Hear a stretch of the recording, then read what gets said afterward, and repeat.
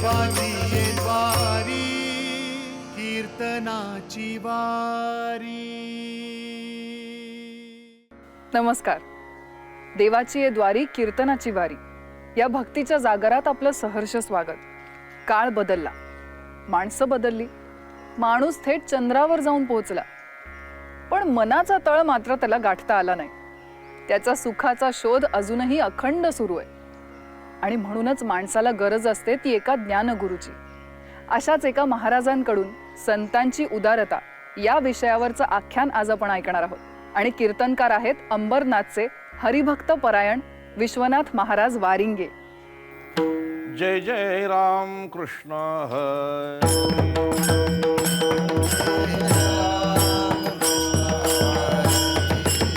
हरी जय जय राम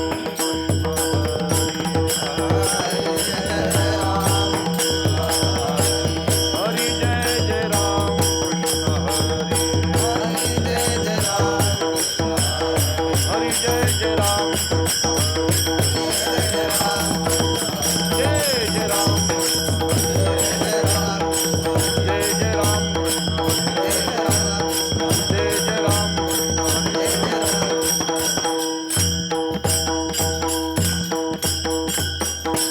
निर्वैर भावे सर्वभूतांसवे. निर्वैर भावे सर्वभूतांसवे. साधन परवे हेची एक.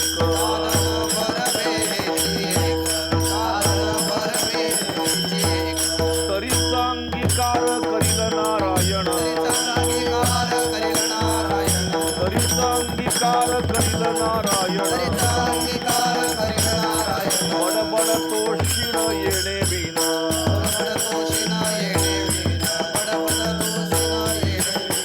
सोय रे पिशून समानची घडे. सोय रे पिशून समानची घडे. चित्त पर ओढे उपकारी.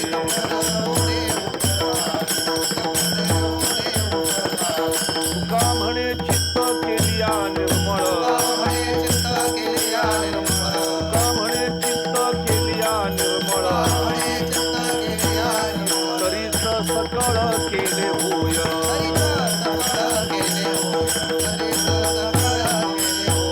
तरीच अंगीकार करील नारायण. तरीच अंगीकार करील नारायण. बडबड कोठीण येणे विना.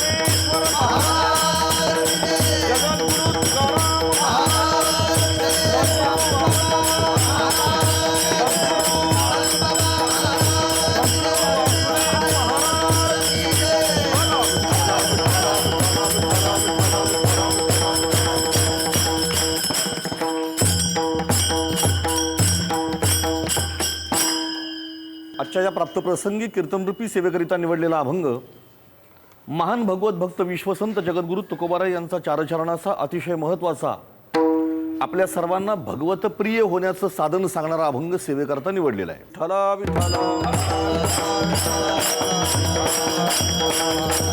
हो, आणि म्हणून साहे ओझे त्यास तैसे देऊ, ज्याला जसं झेपेल तसं ओझं त्याला द्यावं, तसं संतांनी अधिकार पाहून उपदेश केलेला आहे.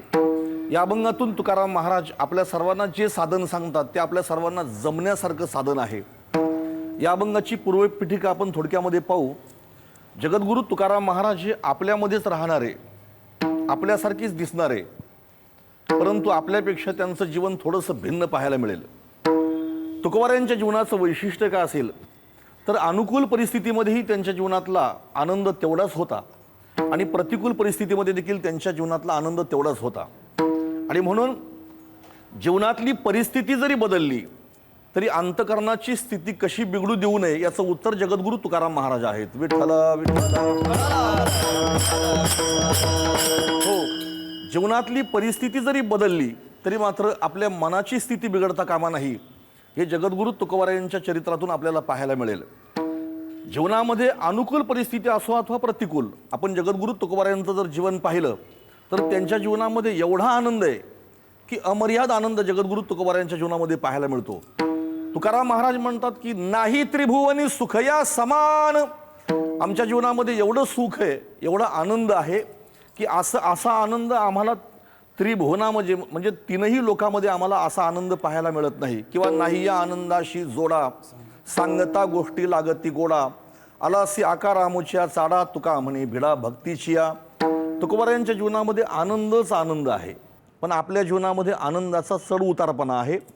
तुकोबाराय म्हणतात अंगी प्रेमाचे भरते, नेघे उतार चढते. आमच्या जीवनातलं प्रेम, आमच्या गेला आनंद याच्यामध्ये चढ उतारपणा कधी पाहायला मिळत नाही. तुम्ही पहा ना, दुष्काळ पडला, दुष्काळामध्ये तुकोबारायांचं सर्वस्व गेलं. सर्वस्व गेलं म्हणजे त्यांची सर्व संपत्ती गेली, श्रीमंती गेली, आणि जगद्गुरु तुकाराम महाराजांचा समाजामध्ये असलेला मानही त्या श्रीमंतीच्या पाठोपाठ संपला. म्हणजे एक गोष्ट लक्षात येईल की माणसाला मिळणारा मान हा त्याच्या संपत्तीवरती अवलंबून असतो. संपत्ती संपली की कधी कधी समाजातला माणसाचा मानही कमी होतो. तुकाराम महाराज म्हणतात दुष्काळे आटिले द्रव्य नेला मान, स्त्री एक अन्नान्न करता मेली. त्या दुष्काळामध्ये सावकारकी गेली, श्रीमंती संपली आणि तुकाराम महाराजांना लोक एकेरी भाषेने बोलू लागले, म्हणजे त्यांचा मानही संपला. पण तरी देखील मात्र अंतकरणाची स्थिती त्यांच्या बिघडली नाही. तुम्ही त्याच्याही पुढे पहा, तुकोबारायांच्या जीवनामध्ये धनाचा अभाव आपल्याला पाहायला मिळतो. कधी कधी तुकोबारायांच्या जीवनामध्ये आपण पाहिलं तर त्यांच्या राहत्या घराची परिस्थिती आपण पाहिली तर प्रातस्मरणे गुरुनाम गुरु जोग महाराज सांगायचे, घर चंद्रमोळी आणि चुलीवर हरळी. म्हणजे तुकोबारायांचं जे राहतं घर आहे ते देखील नीटनेटकं नाही. तुकोबारायांच्या जीवनामध्ये धनाचा अभाव आहे.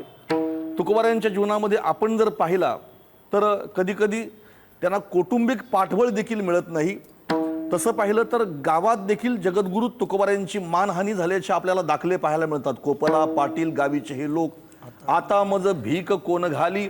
ही सगळी परिस्थिती पाहिली तर त्यांच्यापेक्षा आपण निश्चितच मात्र काही अंशाने आपल्या दृष्टीने आपण पाहिलं तर आपल्याला सगळं अनुकूल आहे. राहायला घर उत्तम आहे, जीवनामध्ये अनुकूल पैसा आहे, कुटुंब चांगलं आहे, गावामध्ये मान सन्मान आहे, प्रतिष्ठा आहे. पण सगळं असून देखील मात्र आपल्या जीवनामध्ये सुख, समाधान, आनंद आपल्याला पाहायला मिळतो का? खरं सांगा पाहू तुम्ही, नाही मिळत. मी तर म्हणेन की आपल्या जीवनामध्ये सुख, समाधान नाही, आनंद नाही. आपण फक्त सुखी असल्याचा काय आणतो? आव आणतो, लोकांना दाखवतो की आम्ही खूप सुखी आहे म्हणून. पण जगद्गुरु तुकोबारायांचं जीवन पाहिलं तर त्यांच्या जीवनामध्ये या सगळ्या गोष्टीची प्रतिकूलता आहे, पण तरी देखील मात्र त्यांच्या जीवनामध्ये एवढा आनंद आहे की तो अमर्याद आनंद जगद्गुरु तुकाराम महाराजांच्या जीवनामध्ये आहे. मग हे पाहिल्यानंतर सहज आपल्या मनामध्ये अशी शंका येईल की महाराज, आमच्या जीवनामध्ये सगळं आहे पण तरी देखील आनंद नाही, आम्हाला समाधान नाही आणि निश्चिंतता नाही. पण तुमच्या जीवनामध्ये काहीच नाही पण तरी देखील मात्र तुमच्या जीवनामध्ये चिंता नाही, तुमच्या जीवनामध्ये असमाधानी वृत्ती तुमची नाही, नेहमी तुम्ही समाधानी दिसता, तुमचं जीवन हे नेहमी आनंदयुक्त दिसतं. तर तुकाराम महाराज सांगतात हे सगळं जे मला माझ्या जीवनामध्ये मिळालेलं आहे याचं एक कारण आहे की माझा भगवंताने अंगीकार केलेला आहे. आणि ज्या वेळेला भगवंत अंगीकार करतो ना त्यावेळेला त्याच्या जीवनामध्ये अशी अवस्था पाहायला मिळते म्हणजे माझा देवाने स्वीकार केलेला आहे आणि त्याच्यामुळे माझ्या जीवनामध्ये कधीच मला दुःख पाहायला मिळत नाही. माझं जीवन हे आनंदयुक्त आहे असं जगद्गुरू तुकाराम महाराज ज्या वेळेला म्हणतात त्यावेळेला साहजिकच आपल्याला पण वाटेल की नाही की आपल्या जीवनामध्ये तशी परिस्थिती निर्माण व्हावी म्हणून. आणि म्हणून प्रत्येक माणसाला वाटू लागलं की आमचं पण दुःख संपावं, आमच्याही जीवनामध्ये आम्हाला तुकाराम महाराजांसारखं सुख मिळावं, आनंद मिळावा, आम्हाला समाधान मिळावं.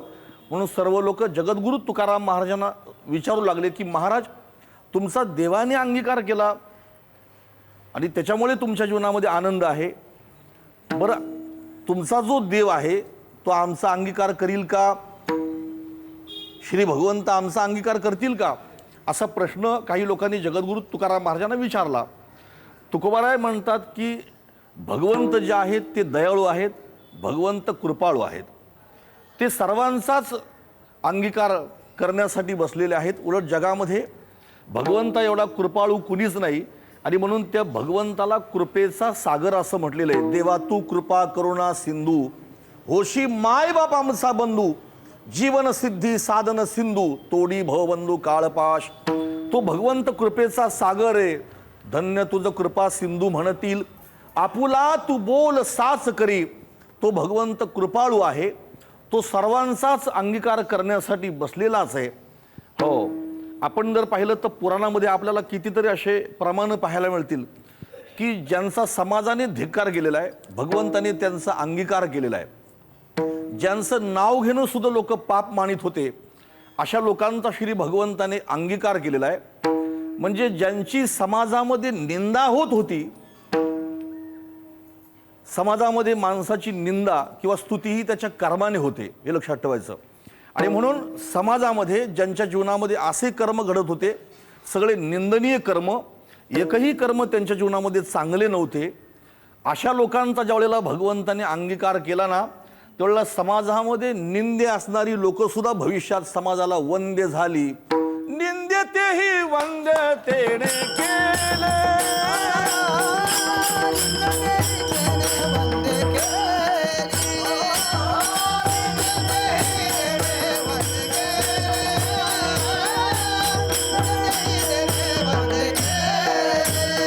अंगीकार जास्त केला नारायण.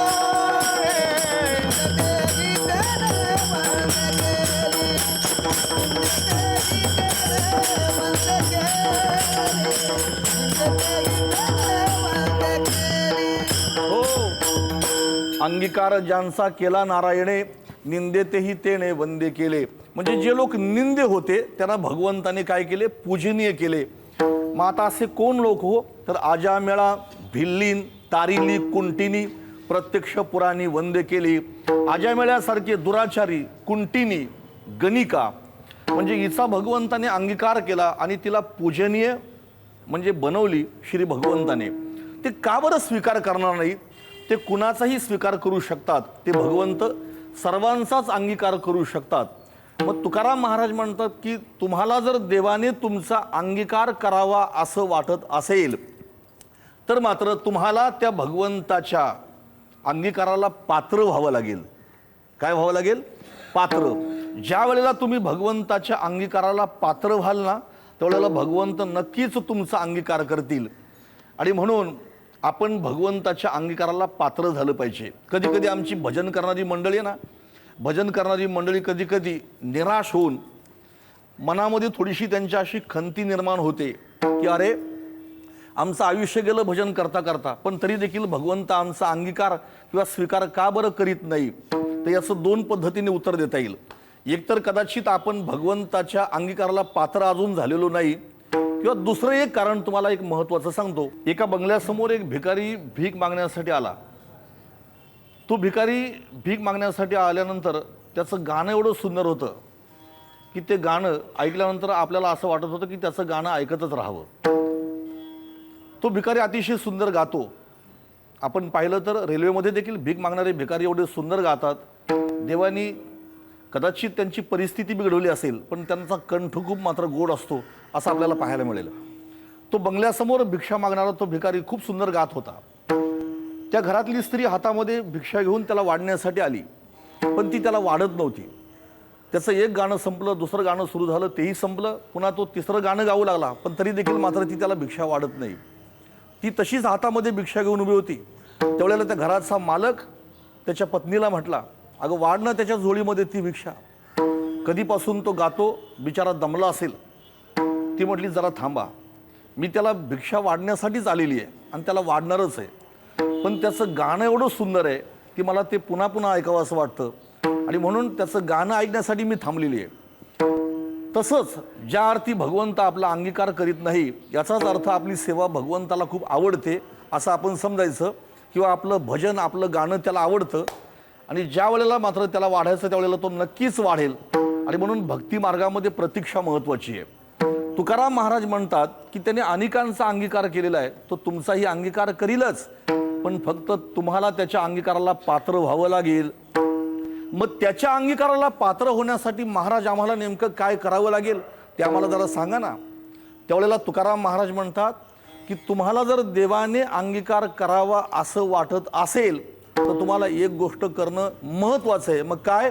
अभंगाच्या पहिल्या चरणामध्ये निर्वैर भावे सर्वभूतांसवे, निर्वैर भावे सर्वभूतांसवे, निर्वैर भावे सर्वभूतांसवे, निर्वैर भावे सर्वभूतांसवे.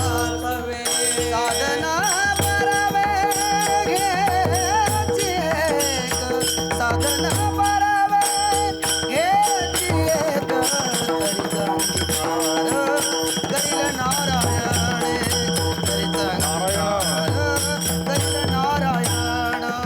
साधना परवे घ्यायची एक, साधना परवे घ्यायची एक, करीचा अंगीकार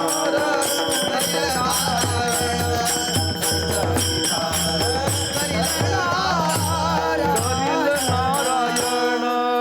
तुकाराम महाराज म्हणतात की देवाने तुमचा अंगीकार करावा असं जर वाटत असेल ना तर तुम्ही एक कराल, कुणाशीही कधी वैर करू नका, निर्वैर व्हावे, कोणाशीही कधी वैर करू नका. निर्वैर न होणं तुकाराम महाराज म्हणतात हे सर्वात सोपं आणि बर्व साधन आहे, तुम्हाला जमण्यासारखं साधन आहे. आता आपण जर पाहिलं तर उपदेश करणाऱ्यांचे दोन प्रकार आपल्याला समाजामध्ये पाहायला मिळतात. एक पहिला उपदेश करणारा जो आहे तो साधनाचं अनुष्ठान न करता, म्हणजे साधनाचं आचरण न करता दुसऱ्या माणसांना ते साधन सांगतो, म्हणजे त्या साधनाचा अंगीकार तुम्ही करा असा उपदेश करतो, हा पहिला. आणि दुसरा जो आहे तो स्वतः त्या साधनाचं अनुष्ठान करतो, आचरण करतो आणि मग तो इतरांना ते साधन सांगतो. असे दोन प्रकार आहेत. आता आपण जर व्यवहारामध्ये पाहिले तर बरेच लोक स्वतः साधनाचं आचरण करीत नाही, पण मात्र दुसऱ्या लोकांना साधन सांगितल्याशिवाय राहत नाही. आणि अशा लोकांविषयी फक्त एकच बोलावं असं वाटतं, आपण जर महामार्ग म्हणजे हायवे, सध्या लोकांना काय झालं की मराठी कमी कळते, इंग्लिश लवकर कळते, महामार्ग म्हटल्यावर कळेलच असं नाही. हायवे हायवे आपण जर हायवे पाहिला तर हायवेला जागोजागी पाट्या लावलेल्या असतात, बोर्ड. त्या पाट्यांवरती लिहिलेलं असतं डावीकडे वळा भिवंडी, उजवीकडे वळा शहापूर, डावीकडे वळा कसारा. म्हणजे हे हायवेला फक्त बोर्ड लावलेले तुम्हाला पाहायला मिळतील. आता हे जे बोर्ड आहेत ना हे फक्त लोकांना रस्ता दाखवतात, ते कुठं जात नाही, ते आहेत तिथंच, तिथल्या तिथंच आहेत. तसं काही लोक फक्त जगाला साधन सांगतात, अमृताची गोडी चाखवी आणि का आपण उपवाशी मरून या. म्हणजे दुसऱ्या माणसांना फक्त साधन सांगतात मात्र ते आचरणात आणत नाही. पण संत महापुरुषांचा जर आपण विचार केला तर ते स्वतः साधनाचं अनुष्ठान करतात आणि मग ते साधन इतरांना सांगतात. आणि म्हणून माऊली ज्ञानोबाराय म्हणतात, श्रुती स्मृतीचे अर्थ आपणची होणी मूर्थ, अनुष्ठाने आगा जगा देत वडील जे. ते स्वतः साधनाचं अनुष्ठान करतात आणि मग ते साधन इतरांना सांगतात. जगद्गुरु तुकाराम महाराज अभंगातून आपल्याला जे साधन सांगतात, मग तुकोबारायांच्या जीवनामध्ये तुकाराम महाराजांनी त्या साधनाप्रमाणे आचरण केलेलं आहे का तर आपल्याला पाहायला मिळेल. तुकाराम महाराज जे साधन सांगतात ना हे शास्त्राच्या संबंधाने आपल्याला सांगतात. एक महत्त्वाची गोष्ट आहे का, श्रीमद भगवद्गीतेच्या 11व्या अध्यायामध्ये तुम्ही जर शेवटचा श्लोक पाहिला तर त्या शेवटच्या श्लोकामध्ये भगवान म्हणतात की ते लोक माझ्या धामापर्यंत पोचतात आणि मला ते लोक अतिशय प्रिय ठरतात. देव कुणाला आवडत नाही हो, देव सर्वांनाच आवडतो, प्रत्येकाला देव आवडतो. आता देवासाठी देव ज्यांना आवडतो असे लोक कमी आहेत, पण आपल्या संसाराच्या परिपूर्ततेसाठी का होईना पण देव आपल्याला आवडतो. आत्मनस्तु कामाये देवो प्रिय भवती, म्हणजे आपल्या प्रपंचासाठी का होईना पण देव आपल्याला नक्की आवडतो की नाही. वा वा, तुम्ही हसल्यावर जरा बरं वाटलं. म्हणजे आपल्यासाठी का होईना पण भगवंत आपल्याला नक्की आवडतो, परंतु आपण देवाला कितपत आवडतो आणि देवाच्या धामापर्यंत किती लोक पोचतात याचा देखील विचार करणं गरजेचं आहे. 11व्या अध्यायाचा म्हणजे विश्वदर्शन योग जो आहे, विश्वरूप दर्शन योग, त्याच्यामध्ये शेवटचा श्लोक पहा ना. भगवान त्या शेवटच्या श्लोकामध्ये सांगतात की तेच लोक माझ्या धामापर्यंत पोचतात. कोण? माझ्या धामापर्यंत पोचणारे ठराविक लोक आहेत आणि तेच मला प्राप्त होऊ शकतात. मग कोण? मत्कर्म कृण मतपरमो मदभक्ता संगवर्जितः निर्वैर सर्वभूतेषु यास मामेती पांडवः, ज्यांचे सगळे कर्म माझ्या करताच आहेत, जे मलाच सर्वश्रेष्ठ मानतात, जे माझीच भक्ती करतात, जे संगवर्जित आहे आणि कोणाशीही वैर करीत नाही, असे कोणाशीही वैर न करणारे भक्त मला अतिशय आवडतात आणि ते माझ्या धामापर्यंत पोचतात. याच श्लोकाच्या संबंधाने आलेला हा अभंग आहे. तुकोबाराय म्हणतात निर्वैर व्हावे सर्व भूतांसवे. मग जगद्गुरु तुकाराम महाराज आपल्याला म्हणतात की निर्वैर व्हावे सर्व भूतांसवे. मग तुकोबारायांच्या जीवनामध्ये आपल्याला हे पाहायला मिळतं का? निर्वैरता पाहायला मिळते का? तर आपल्याला तुकोबारायांच्या जीवनामध्ये निर्वैरतेचं दर्शन घडल्याशिवाय राहत नाही. पहा ना तुम्ही, 1-2 प्रसंग फक्त तुमच्यासमोर प्रामुख्याने सांगतो. एक गोष्ट लक्षात ठेवायची, चांगलं कर्म करणाऱ्या माणसाला समाज छळतो हे नवीन नाही, हे जुनंच गणित आहे. जगद्गुरु तुकोबारायांच्या भक्तीमध्ये त्यांच्या साधनेला देखील कडाडून काही लोकांनी विरोध केलेला आहे. असं एकतरी उदाहरण दाखवा की ज्या व्यक्तीची प्रसिद्धी आहे, ज्याचा लौकिक आहे, ज्याचं इतिहासामध्ये वर्णन आहे आणि त्याला विरोधच झाला नाही असा एकतरी माणूस दाखवा. आणि म्हणून आपल्या ध्येयाकडे वाटचाल करणारी जी माणसं असतात ती विरोधाकडे दुर्लक्ष करतात नेहमी. तुकोबारायांच्या जीवनामध्ये घडलेला एक प्रसंग, त्यांच्या 14 टाळकऱ्यांपैकी शिवबा कासार नावाचा त्यांचा एक टाळकरी, शिवबा कासार नावाचा टाळकरी. त्या टाळकऱ्याला जगद्गुरु तुकाराम महाराजांनी जेव्हा माळकरी बनवलं, त्याला अनुग्रह दिला, त्यावेळेला त्याला एक अभंग देखील दिला होता. न मिळो खावया न वाडो संतान परिहा नारायण कृपा करो. आणि हाच अभंग शिवबा कासार नेहमी आपल्या घरी गायचा. पण मात्र त्याची जी पत्नी होती त्या पत्नीला मात्र ते आवडत नव्हतं. आता घरामध्ये जर 18-20 दारिद्र्य आहे, परिस्थिती पूर्ण बिघडलेली आहे आणि माझा पती जर देवासमोर बसून जर अभंग म्हणतो, न मिळो खावया न वाडो संतान परिहा नारायण कृपा करो, मला सांगा कुणाला आवडेल हो? मग तिने विचारलं की हा मंत्र तुम्हाला दिला कोणी नक्की सांगा जरा मला. तेव्हा त्यांनी सांगितलं हा मंत्र आमचे श्रीगुरु जगद्गुरु तुकाराम महाराजांनी मला दिलेला आहे.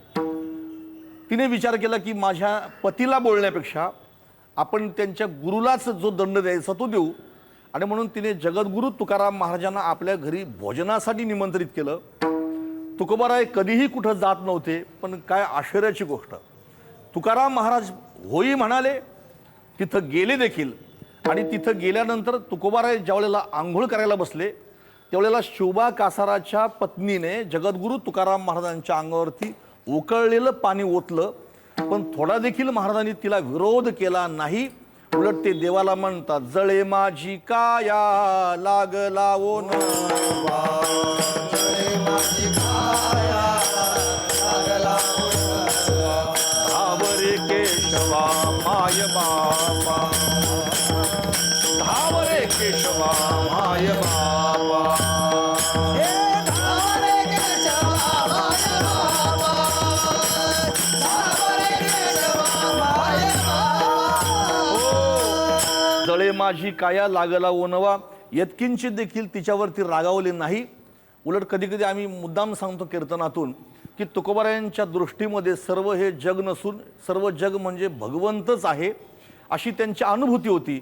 आणि म्हणून माझ्या अंगावरती गरम पाणी ओतणारी शिवबा कासाराची पत्नी सुद्धा विठोबाच आहे हा त्यांचा भाव होता. त्यांनी कुठेही मात्र तिच्याशी वैर केल्याचं आपल्याला पाहायला मिळत नाही किंवा तिला विरोध केल्याचं आपल्याला पाहायला मिळत नाही. नंबर 2, मंबाजी गोसाव्याने जगद्गुरू तुकाराम महाराजांना काठीने मारले की नाही? काठीने नाही मारले, काठीने मारले. मग ती बोरीची असेल किंवा बाबळीची असेल, पण महाराज यत्किंचित त्यांच्यावरती रागावल्याचं कुठं आपल्याला पाहायला मिळत नाही. मला हे म्हणायचं आहे की स्वतः आपल्या जीवनामध्ये निर्वैरता स्वीकारून मग ते आपल्याला सांगतात की निर्वैर व्हावे सर्व भूतांसवे, साधन बरवे हेची एक. मंडळी, खरं तर जीवनामध्ये वैर तेव्हाच उत्पन्न होतं कधी की माणसाच्या जीवनामध्ये अज्ञान शिल्लक असतं तेव्हा. अज्ञानाने अहंकाराचा जन्म होतो आणि अहंकारामुळे द्वेषाचा जन्म होतो आणि द्वेष निर्माण झाला की मग तिथं मात्र वैर निर्माण होतं. आतापर्यंत मला एकतरी उदाहरण दाखवा की ज्यांच्या अंतकरणामध्ये द्वेष निर्माण झाला आणि त्यांचं कल्याण झालं असं तुम्हाला कधी पाहायला मिळालेलं आहे? उलट ज्याने ज्याने द्वेष केला त्यांच्याकडे सर्वस्व असून देखील मात्र त्यांचा विनाश झाल्याचा आपल्याला पाहायला मिळेल. उदाहरण जर घ्यायचं झालं तर दुर्योधनाकडे काय नव्हतं सांगा ना? संपत्ती होती, ऐश्वर्य त्याला आहे, त्याच्याकडे सैन्य आहे, तो स्वतः बलवान आहे. पण एवढं सगळं असून देखील मात्र पांडवांशी त्यांनी वैर केलं आणि पांडवांच्याशी वैर केल्यानंतर शेवटी संपूर्ण आपल्या कुळासहित मात्र तो नाश पावला हे आपल्या सर्वांना माहिती आहे. उदाहरण क्रमांक 2, द्वेष केल्यानंतर सर्वस्वाचा नाश तर होतोच पण कीर्तीही मागे शिल्लक राहत नाही. याचं उदाहरण पाहायचं असेल तर रामायणामध्ये तुम्हाला पाहायला मिळेल. रामायणामध्ये संपूर्ण अयोध्या प्रभू रामचंद्राचा राज्याभिषेक व्हावा यासाठी प्रयत्न करीत होती आणि त्यांना असंच वाटत होतं की प्रभू रामचंद्राचा राज्याभिषेक व्हावा म्हणून. पण फक्त 2 मतं जी अशी होती की ती रामराज्याला मतं नव्हती, ती रामाच्या विरोधातली ती मतं होती. आणि म्हणून आम्ही कीर्तनातून प्रामुख्याने एक विषय मुद्दामून मांडतो की देशामध्ये रामराज्य यावं अशी प्रत्येकाची संकल्पना आहे की आपल्या देशामध्ये रामराज्य यावं, रामराज्य यावं, रामराज्य यावं. पण रामराज्य देशामध्ये तेव्हा येतं मंडळी केव्हा? ज्यावेळी देशामध्ये सर्वमत असतं. सर्व मताशिवाय देशामध्ये रामराज्याची निर्मिती होत नाही. ज्या देशामध्ये बहुमताने सरकार चालतं त्या देशामध्ये रामराज्य येणं कधी शक्य नाही. संपूर्ण अयोध्या प्रभू रामचंद्राचे गुणानुवाद गाते पण फक्त 2च मतं अशी आहेत की त्यांना वाटतं की रामराज्याभिषेक होऊ नये. एक कैकेयी आणि दुसरी मंथरा. त्यांच्या मनामध्ये काहीच कारण नसताना नाहक द्वेष निर्माण झाला आणि द्वेष निर्माण झाल्यानंतर प्रभू रामचंद्र वनवासाला गेले. मला एवढंच सांगायचं आहे की रामायण संपून आज हजारो वर्षे लोटली तरी मला सांगा कुणाच्या मुलीचं नाव मंथरा आहे गाव? आहे नाव मंथरा? नाही. बरं मंथरा सोडा, पण कैकेयी कधी कुणाच्या मुलीचं नाव पाहिलं नाही. उलट जर एखादी बाई जर भांडायला लागली म्हणजे ती जर भांडखोर असेल तर लोक तिला म्हणतात ही कैकेयी आहे, म्हणजे तिला कैकेयी म्हणतात. आणि एखादी बाई जर समजा निंदा किंवा कुचाळकी करायला लागली तर लोक तिला म्हणून जातात ही मंथरा आहे म्हणून, म्हणजे त्यांना कलंक लागलेला आहे. मला हे म्हणायचं आहे की द्वेषाने माणसाची उन्नती होत नाही तर अधोगती होते, त्याची स्वकीर्ती देखील नाश पावते आणि त्याचा परलोकही अंतरला जातो. आणि म्हणून महापुरुषांनी आपल्या सर्वांनाच एक महत्त्वाचा हा सल्ला दिलेला आहे की कुठल्याही जीवाचा मत्सर करू नये, कोण्याही जीवाचा न घडावा मत्सर, वर्म सर्वेश्वर पूजनाचे. ठीक आहे, पण महाराज आम्ही कुणाशी वैर का बरं करू नये? तर त्याचं कारण असं आहे की संपूर्ण जग जर परमात्माच आहे, जनी वनी अवघा देव, सगळं जगत जर भगवंत आहे तर द्वेष करायचा कुणाचा? एखाद्याचा द्वेष करणं म्हणजे भगवंताचाच द्वेष केल्यासारखं आहे. आणि म्हणून तुकोबाराय म्हणतात निर्वैर व्हावे सर्व भूतांसवे, साधन बरवे हेची एक. आणि असं जर तुम्ही जीवन जगलात तर भगवंत तुमचा नक्कीच अंगीकार करतील. अभंगाचं 2रं चरण. तरीच अंगीकार करिला नारायण,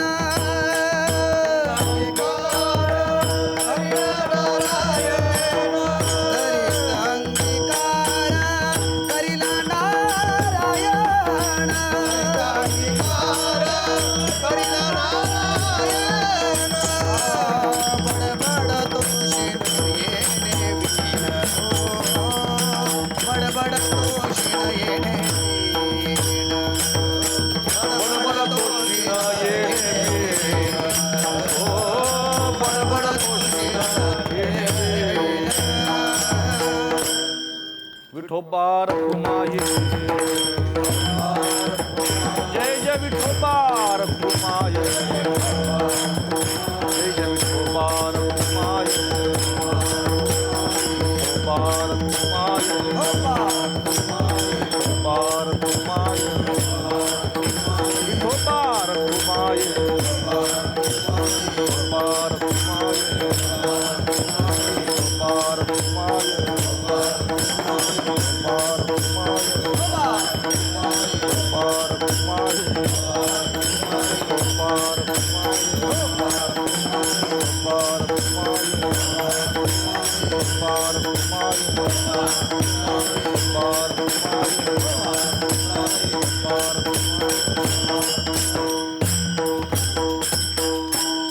निर्वैर व्हावे सर्व भूतांसवे साधन बरवे हेची एक तरीचा अंगीकार करील नारायण बडबड तो शीन येणे वीण. तुकोबाराय आपल्या सर्वांना जमण्यासारखं साधन सांगतात आणि तेही सोपं आणि सरळ साधन आहे की कोणाचाही द्वेष करू नये, कोणाचाही मत्सर करू नये, सर्वांशी निर्वैर व्हावं, कोणाशीही वादविवाद करू नये. त्याचं कारण असं आहे, वादविवाद हे अज्ञानाने घडतं. म्हणजे स्वतःविषयी अज्ञान, जगाविषयी अज्ञान असतं त्यावेळेला मात्र तिथे वादाचा प्रश्न उद्भवतो. तुकाराम महाराजांना नेमकं हे सांगायचं आहे की कोणाशीही वाद करू नका, कारण संपूर्ण हे जग नसून संपूर्ण जग हे भगवंतच आहे. म्हणजे जगामध्ये कुठल्याही व्यक्तीशी वाद करणं म्हणजे भगवंताशीच वाद केल्यासारखं आहे. आणि म्हणून महाराज म्हणतात निर्वैर व्हावे सर्व भूतांसवे साधन बरवे हेची एक. बरं, नुसतं साधन नाही तर हे बर्व साधन आहे, आपल्याला जमण्यासारखी ही साधनं आहे. आणि अशा पद्धतीने तुम्ही ही जर साधना केली तर भगवंत नक्कीच तुमचा अंगीकार करतील. आणि एकदा जर भगवंताने अंगीकार केला तर मात्र तो जीव जो आहे तो परत मात्र दुःखाकडे येत नाही, तो परमात्म्यासारखाच मात्र पूर्ण होतो. ज्यांना ज्यांना भगवंतांनी आपलेसे केलेले आहेत त्यांना भगवंत आपलं स्वरूप प्रदान करतो. अविनाश करी आपुलिया आईसे लावी मना पिसे गोविंदाचे. भगवंत त्याला आपल्यासारखेच अविनाशी करतात आणि मग तो जीव खऱ्या अर्थाने भगवत स्वरूपच होऊन जातो. पहा ना, आता पुराणामध्ये आपल्याला बऱ्याचशा गोष्टी पाहायला मिळतील की भगवंताने ज्यांचा अंगीकार केलेला आहे ते सर्व आज समाजामध्ये पूजनीय ठरलेले आहेत. उदाहरणार्थ चोखोबाराया, त्या काळामध्ये जातीयता ही अतिशय जबरदस्त होती, जातीयता. आणि चोखोबारायांचं नाव घेणं लोक टाळत होते, त्यांना स्पर्श करणं लोक टाळत होते. पण ज्या चोखोबारायांचं नाव घेणं लोक त्या काळामध्ये टाळत होते त्याच चोखोबारायांचा भगवंताने अंगीकार केल्यानंतर आज जर आपण पंढरपुरामध्ये गेलो तर पहिल्यांदा दर्शन चोखोबारायाचं घ्यायचं आणि नंतर मात्र भगवंताचं दर्शन घ्यायचं आहे. नंबर 2, आपण जर पाहिलं तर कानोपात्रा एका गणिकेची मुलगी आहे, पण भगवंताने तिचा अंगीकार केल्यानंतर पंढरपुरामध्ये गेल्यानंतर आधी दर्शन कानोपात्रेचं घ्यावं आणि नंतर दर्शन विठोबाचं घ्यावं. म्हणून भगवंताने तुमचा जर अंगीकार केला तर तुम्ही पूजनीय ठरू शकता, तुम्ही भगवत स्वरूप होऊ शकता. आणि म्हणून महाराज म्हणतात की निर्वैर व्हावे सर्व भूतांसवे साधन बरवे हेची एक तरीच अंगीकार करील नारायण बडबड तो शीन येणे वीण. आणि तुकोबाराय म्हणतात, तुम्हाला त्याच्याही पुढे सांगतो की आपले सोयरे आणि वैरी अशा प्रकारचा भेद न करता दोघांमध्ये आपल्याला समानताच निर्माण झाली पाहिजे. अंतःकरणामध्ये सोयरे पिशून समानची घडे चित्त पर ओढे उपकारी. म्हणजे हा माझा आहे, हा परका आहे, हा भाव तुमच्या मनामध्ये ज्या वेळेला निर्माण होतो ना त्याच वेळेला मात्र तिथे अंतःकरणामध्ये वैर निर्माण होण्याची शक्यता असते. विठ्ठल विठ्ठल.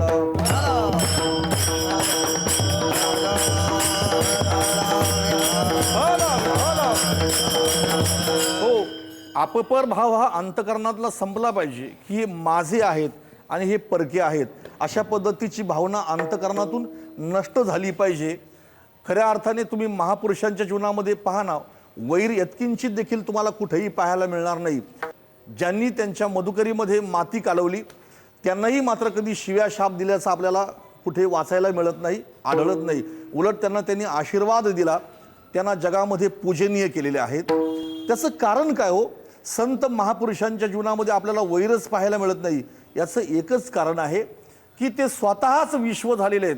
जो आपणची विश्व झाला, भेदभाव समूळ गेला, जो स्वतःच विश्वा एवढा व्यापक झालेला आहे, ज्याची वृत्ती ही व्यापक झालेली आहे, ज्यांच्या अंतकरणातला आपपर भाव संपलेला आहे. तर प्रत्येक जण आपलाच आहे, माझा आहे, ही भावना त्यांच्या अंतकरणामध्ये आहे. आणि तेच तुकाराम महाराज आपल्याला सांगतात की सोयरे पिशून समानाची घडे. आणि त्याच्याही पुढे चित्त पर ओढे उपकारी. आपलं चित्त नेहमी परोपकार करण्यासाठी प्रवृत्त केलं पाहिजे प्रत्येकाने. बरं, जास्त नाही उपकार करता आला तर तुका म्हणे फार थोडा तरी परोपकार. आणि माझं प्रामाणिक मत आहे, आजच्या कीर्तनाचाच विषय असा आहे की आदर्श मानवी जीवन कसं बनवता येईल, हा कीर्तनाचा मुख्य विषय आहे. परमार्थ म्हणजे काय हो? तर परमार्थ फक्त नुसती बोलण्याची गोष्ट नसून परमार्थ ही जगण्याची गोष्ट आहे. परमार्थ ही सांगण्याची गोष्ट नसून परमार्थ ही आचरणाची गोष्ट आहे. ज्या वेळेला आम्ही परमार्थ करतो असं आम्ही म्हणतो, याचाच अर्थ अजून परमार्थाचा आपल्या वृत्तीशी संबंध आलेला नाही. परमार्थ करतो म्हणण्यापेक्षा आम्ही परमार्थ जगतो असं आम्ही अभिमानाने सांगितलं पाहिजे. विठ्ठला विठ्ठला.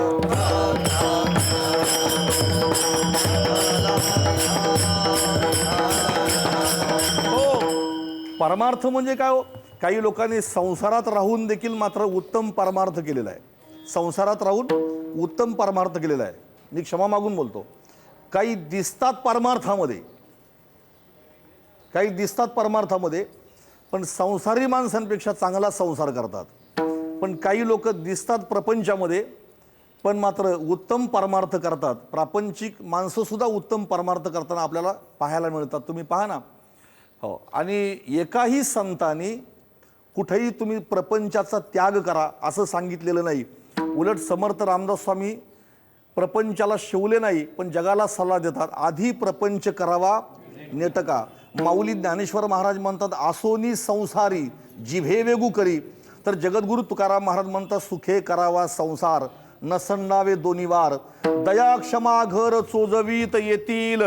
तुम्ही प्रपंचात राहा, पण प्रपंचात राहून देखील मात्र तुम्हाला देव जोडता येऊ शकतो. पण मात्र संतांनी सांगितलेल्या सूत्रांचं पालन केल्यानंतर इथे मला हे सांगायचंय की चित्त पर ओढे उपकारी. हो, नेहमी परोपकाराची भावना अंतःकरणामध्ये असली पाहिजे. तुकोबाराय म्हणतात, तुमच्याकडे दूध नाही ना, नका देऊ दूध. चला ठीक आहे, एखाद्याला दुधाची गरज आहे, तुम्ही त्याला दूध भलेही देऊ नका, पण तुमच्याकडे ताक असेल ना तर त्याला ताक तरी द्या ना. नका घालू दूध जयामध्ये सार, ताकाचे उपकार तरी करा. अरे ताक तरी द्या ना एखाद्याला. म्हणजे माणसाची वृत्ती ही परोपकारी असली पाहिजे. हो, परोपकारी वृत्ती असली पाहिजे. एक कीर्तनातला आमचा नेहमीचा विषय ठरलेला आहे की मंदिरातली जी मूर्ती आहे, मंदिरातली मूर्ती, एखाद्याला विचारलं देव कुठे आहे, तो म्हटला मंदिरात आहे. आता मंदिरामध्ये देव आहे असं आपण म्हणतो, पण मंदिरामध्ये देव आहे का देवाची प्रतिमा आहे? देवाची प्रतिमा आहे. बरं, देवळातली जी प्रतिमा आहे, देवळातली जी मूर्ती आहे, ती कुणी बनवली? माणसाने बनवली. बरं, तिला आकार कोणी दिला? माणसानेच दिलेला आहे. बरं, तिला बसवली कोणी? माणसानेच बसवली. त्याच्यावर संस्कार कोणी केले? माणसानेच केले. बरं, तिची पूजा कोण करतात? माणसंच करतात. माणसाने घडवली, माणसानेच बसवली, माणसानेच संस्कार केले. आणि आपण सगळे माणसं त्या मूर्तीची पूजा करतो की नाही पूजा सगळे? आणि आपण देवळातच देव मानतो. पण एक महत्त्वाचा सिद्धांत आपल्यासमोर मांडतो की माणसाने घडून बसवलेल्या मूर्तीवर आपण जेवढं प्रेम करतो तेवढंच प्रेम प्रत्येकाने देवाने घडवलेल्या मूर्त्यांवर करावं. म्हणजे जगातला प्रत्येक माणूस हा देवाने घडवलेला आहे. आणि म्हणून कोणालाही दुःख होऊ नये जगामध्ये कुणालाही दुःख झालं तरी ते दुःख माझं दुःख आहे अशी आपली भावना निर्माण झाली पाहिजे. याबाबत ज्ञानोबारायांचं म्हणणं किती सुंदर आहे पहा. माऊली ज्ञानेश्वर महाराज म्हणतात की पायामध्ये जर एखाद्याच्या काटा तर पायामध्ये रुपलेला काटा तो फक्त पायालाच दुःख देत नाही, तर त्याची कळ मेंदूपर्यंत पोचते. पायी काटा नेहटे तै व्यथा जी उमटे, तैसा पोळे संकटे पुढिलांचे. तसं जगामध्ये कुणालाही दुःख झालं तरी ते दुःख मला झालं अशी आपली भावना निर्माण झाली पाहिजे. म्हणून नेहमी आपलं चित्त परोपकार करण्यासाठी आपण प्रवृत्त केलं पाहिजे. चित्त पर ओढे उपकारी. आणि तुकोबाराय म्हणतात, तुमचं चित्त जर निर्मळ झालं तर मात्र त्याच्यामध्ये सगळीच साधनं मात्र आपोआपच केल्याचं फळ तुमच्या पदरामध्ये पडेल. ज्ञानेश्वर माऊली ज्ञानराज माऊली तुकाराम. ज्ञानेश्वर माऊली ज्ञानराज माऊली तुकाराम. हा, ज्ञानेश्वर माऊली ज्ञानराज माऊली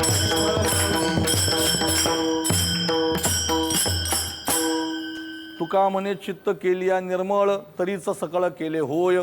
तरीचा अंगीकार करील नारायण, बडबड तो शीन येणे वीण.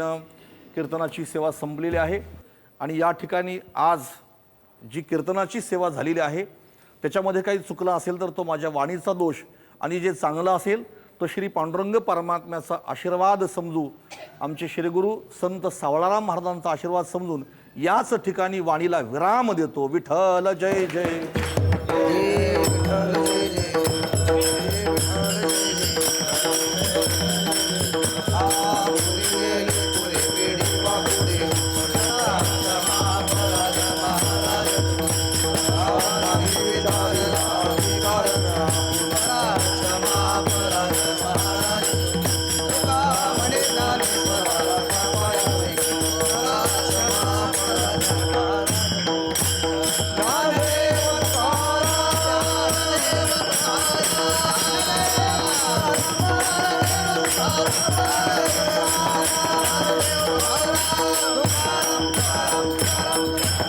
कुंडली गवरदा विठ्ठल श्री ज्ञानदेव तुकाराम श्री पंढरीनाथ माऊली ज्ञानेश्वर महाराज जगद्गुरु तुकाराम महाराज सद्गुरु सावळाराम बाबा महाराज सद्गुरु